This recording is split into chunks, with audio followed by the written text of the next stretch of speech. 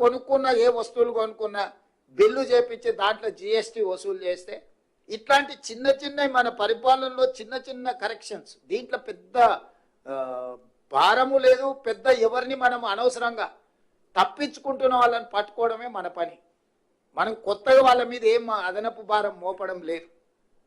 ఇట్లాంటివి మీ వైపు నుంచి నేను సహకారం కోరుకుంటున్నాను. ఇవన్నీ కూడా సంక్షేమ పథకాలు అమలు చేయడానికి, రాష్ట్రాన్ని అభివృద్ధి చేయడానికి, రాష్ట్ర ప్రభుత్వంలో సేవలు అందిస్తున్న ప్రభుత్వ ఉద్యోగస్తులకు, అవుట్సోర్సింగ్ కాంట్రాక్ట్ ఉద్యోగస్తులకు కూడా మనం సరైన జీతభత్యాలు, మీ అందరికీ సరైన జీతభత్యం ఇచ్చినప్పుడే ఎవరైనా ఒక చిన్న డ్రైవర్ అయినా ఫస్ట్ వీక్లో జీతం టైంకి ఇస్తే, ప్రాంప్ట్కి ఇస్తే వాడు టైంకు డ్యూటీకి వస్తాడు, డ్యూటీ చేస్తాడు. మనకు కూడా అథారిటీ ఉంటుంది, 2 రోజులు డుమ్మా కొడితే ఏమో ఎక్కడ తిరిగిపోయినావు అని అడగనికి. మనం అది ఇయ్యలేదు అనుకో, నెల జీతం ఎప్పుడు ఇస్తావో తెలియకపోతే వాడు ఎప్పుడు వచ్చినా అప్పుడే సరే చేయనీలే అని. మిమ్మల్ని కూడా మీ నుంచి పని ఆశించాలంటే మీకు నిజంగా మీ జీతభత్యాలతో పాటు మీ బెనిఫిట్స్ కూడా సరైన సమయంలో ఇవ్వాలి, అందించే విధంగా చూడాలనేది నా ఆకాంక్ష, నా ఆలోచన.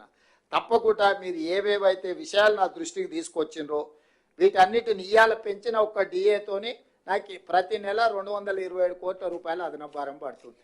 ఈ రోజు నుంచి మీకు ఈరోజు పెంచిన అని చెప్పిన డిఏకి ప్రతి నెల నా మీద ఆర్థిక భారం 227 కోట్ల రూపాయలు. అయినా మీకోసం మీ దగ్గరకు వచ్చినప్పుడు ఏదో ఒక మంచి వార్త చెప్పడం, కనీసం మా అన్న వచ్చిండు, కనీసం చిన్నదో పెద్దదో అన్న మాకు సంతోషం కలిగించే మాట చెప్పిండని అనిపించాలని మీ డిఏ విషయంలో నిర్ణయం తీసుకున్న. మిగతా మీ ఆరోగ్య భద్రత విషయంలో కానీ, మీ రిటైర్మెంట్ బెనిఫిట్స్ కానీ, అదర్ బెనిఫిట్స్ కానీ, అదేవిధంగా సంఘం ఆఫీస్ గురించి కూడా చెప్పడం జరిగింది.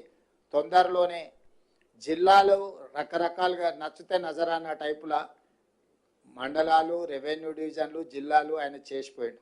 ఇప్పుడు జిల్లా ఒక నియోజకవర్గం ఉంది, ఒక జిల్లా 14 నియోజకవర్గాలు ఉన్నాయి. రకరకాలుగా ఇర్రేషనల్గా చేసిండు. నిన్నమన్న అందరూ చర్చలు, విజ్ఞప్తులు చేస్తారు, మా కొన్ని మండలాలు తీసి అనలేయండి, కొన్ని మండలాలు తీసి ఇన్లేయండి అని. లేకపోతే వరంగల్ అయితే వరంగల్ అనుకోకుండా మాది ఒకటే సిటీ 2 జిల్లాలు చేసిరు, మొత్తం మా ఉనికే మనుగడనే పోయింది, దాన్ని మొత్తం కలిపి ఒకటే జిల్లా చేయండి అని ఇట్లా రకరకాల డిమాండ్లు వస్తున్నాయి. మళ్ళీ పొలిటికల్ డెసిషన్స్ తీసుకుంటే న్యాయం జరగదు, సరైన విధంగా విభజన జరగదు.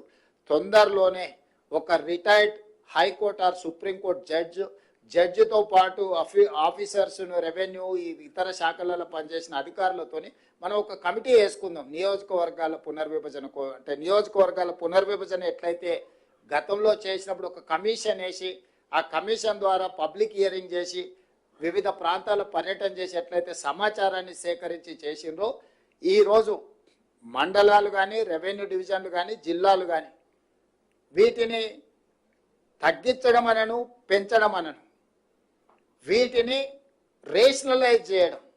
అంటే వీటిని ఏ రకంగా చేయాలా, జిల్లాల మండలంలో ఎంత జనాభా ఉండాలి, రెవెన్యూ డివిజన్లో ఎంత జనాభా ఉండాలి, జిల్లాలో ఎంత జనాభా ఉండాలి అనేది ఒక ప్రాతిపదిక చేసుకోవాలి. ఒక దగ్గర 3 లక్షలు ఉండి ఒక దగ్గర 1 కోటి ఉండరు అనుకో, దీన్ని ఏ రకంగా మనము పరిపాలన చేయగలుగుతాం? ఇట్లాంటి సమస్యలు మా దృష్టికి వచ్చినాయి.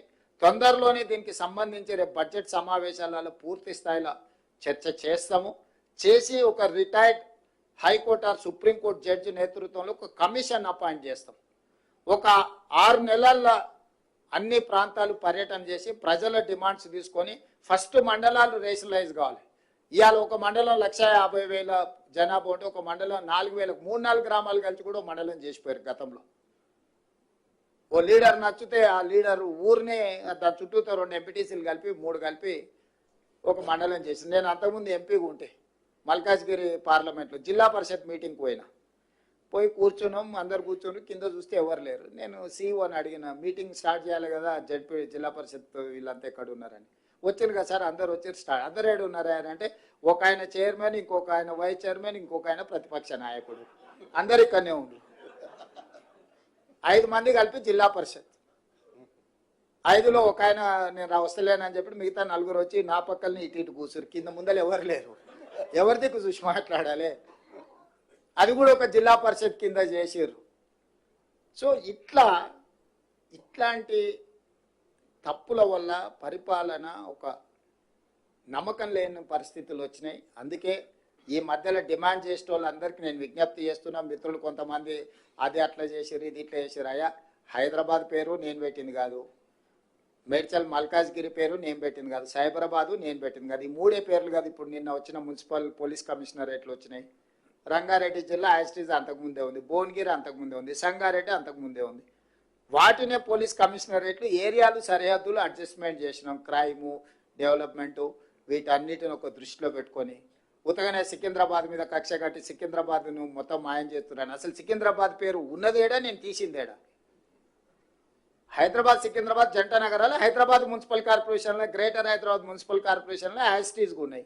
హైదరాబాద్ డిస్టిక్లోనే సికింద్రాబాద్ ప్రాంతం కూడా ఉంది. నేనేం దాన్ని ముట్టుకోలేదు కదా. గ్రేటర్ హైదరాబాద్ మున్సిపల్ కార్పొరేషన్ అట్లనే యాస్టీస్గా ఉంది. మేడ్చల్ మల్కాజ్గిరి గతంలోనే జిల్లా పెట్టారు, అదే పేరు అట్లనే ఉంది. సైబరాబాద్ ఎప్పుడో పెట్టింది, అది అట్లనే ఉంది. అంతకుముందు సైబరాబాద్ కమిషనరేట్ ఉంది. ఒకటి వాళ్ళకి కావాల్సిన రాచకొండ దొరల కోట పేరు పెడితే గదొక్కటి తీసినాయా? గదొక్కటి ఒకవేళ చేస్తే గీస్తే కన్నా కోటల పేర్లు మనకెందుకు, రాజుల పేర్లు మనకెందుకు అని సామాన్యుల పేర్లు ఉంటే బాగుంటుందని. రాచకొండ అనేది తెలుసు కదా, దేవరకొండ, రాచకొండ, పద్మనాయకుల కోటలు అవి. వారికి నచ్చినట్టు అవి పెట్టినట్టున్నాడు. అది ఇర్రేషనల్గా ఉంది అని చెప్పి భువనగిరి జిల్లా అని చేసినాం. రాచకొండను రంగారెడ్డి జిల్లాను ఫ్యూచర్ సిటీ కమిషనరేట్ చేసినాం. ఎందుకంటే మనం పెద్ద నగరమే కట్టుకోబోతున్నాం. కాబట్టి దయచేసి ఎలాంటి వివాదాలకు అధికారుల మీద ఒత్తిడి తెచ్చే కార్యక్రమాలు పాల్పడకండి. రేపు పొద్దుగాల మండలాలు, రెవెన్యూ డివిజన్లు, జిల్లాలు పునర్వ్యవస్థీకరించడానికి ఒక జ్యుడిషియల్ కమిషన్ లాగా వేసి అందులో నిపుణులందరినీ పెట్టి అన్ని ప్రాంతాలు పర్యటన చేసి అందరి ప్రజల అభిప్రాయం తీసుకొని మండలాలలో 10% ± జనాభా ఒకే రకంగా ఉండేటట్టు, రెవెన్యూ డివిజన్లలో కూడా సమానమైన మండలాలు ఉండే విధంగా, జిల్లాలలో కూడా పాపులేషన్ 10% ± పెట్టుకొని ఒక ట్రాన్స్పరెంట్ గవర్నెన్స్ అందించడానికి ఒక పూర్తి స్థాయిలో కార్యాచరణ తీసుకొని దానికి సంబంధించి కూడా ఎవరికి తెలియకుండా సీక్రెట్గా మనం ఇంట్లో కూర్చొని చేసేది లేదు. పూర్తి స్థాయిలో అసెంబ్లీలో డిబేట్ చేసి అందరు సూచనలు తీసుకున్నాకనే గైడ్ లైన్స్ ప్రిపేర్ చేసి అపాయింట్ చేస్తాము. ఎవరు ఎలాంటి అపోహలు, కొత్త ఏదో జరిగిపోతుందని, జిల్లాల పేర్లు తీస్తురని, పెడుతుందని, పెట్టమని, తీయండి అని ఇవన్నీ వదిలేయండి. రేపు బడ్జెట్ సమావేశంలో వీటన్నిటి మీద కూలంకషంగా అన్ని రాజకీయ పార్టీలు చర్చించి విధి విధానాలు ఖరారు చేసి ఏ రకమైన నిర్ణయాలు తీసుకోవాలని అప్పుడు తీసుకుంటాం. ఇప్పటికీ మీకు స్టేట్లో కట్టుకోవడానికి ఆఫీస్ స్థలం ఇస్తాం. ఇవన్నీ ఎందుకు చెప్తున్నా అంటే కొత్త జిల్లాలు వచ్చినప్పుడు ఆ జిల్లాల ప్రాతిపదికన ఏది జిల్లా హెడ్ క్వార్టర్ అవుతుందో అప్పుడు స్థలం ఇస్తాం. ఇప్పుడు స్టేట్లో మీరు ఏదైనా స్థలము మీరు ఆఫీసు కార్యాలయం కట్టుకోవడానికి ఒకవేళ వచ్చింది అంటున్నాడు, అదేదో చూసి ఫస్ట్ హెడ్ క్వార్టర్స్లో కట్టుకోండి. అక్కడ కూర్చొని మీరు కూడా సచివాలయం కట్టుకోండి. ఇక్కడ నుంచి కిందికి పరిపాలన అందించండి. సచివాలయం లేకపోతే పరిపాలన చేయలేం. గతంలో సచివాలయం కూడా ఉండేది కాదు, కట్టంగానే నేను వచ్చిన, అందుకే పరిపాలన జరుగుతుంది. మీరు కూడా మీ గెస్టెడ్ ఆఫీసర్స్ కోసం ఒక సచివాలయాన్ని కట్టుకోండి. దానికి సంబంధించిన స్థలాన్ని నేను ఇస్తా. అవసరమైతే మీరు ఎంత జమ చేసుకుంటే మీరు రూపాయి ఇస్తే నేను రూపాయి ఇస్తాను మీరు కట్టుకోవడానికి. మీరు లక్షిస్తే నేను లక్షిస్తాను. మీరు కోటి మీరు జమ చేసుకుంటే నేను కూడా కోటి ఇస్తాను.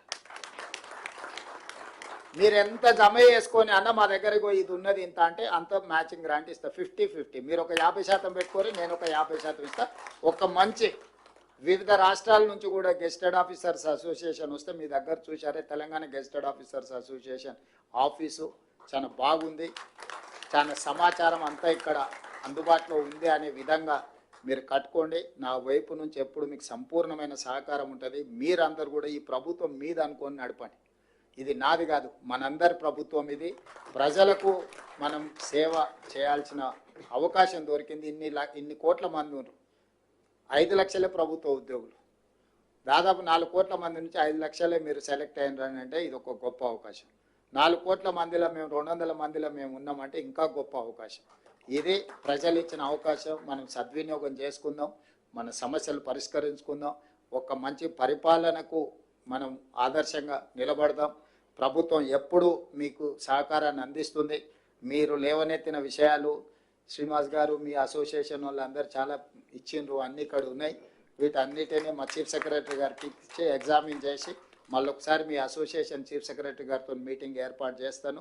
చేసి దీనికి పరిష్కారం కావాల్సిన అన్ని ఆదేశాలు కింద అధికారులకు ఇచ్చి మీ సమస్యలు పరిష్కరిస్తానని తెలియజేస్తూ మీ అందరి దగ్గర సెలవు తీసుకుంటున్నాను.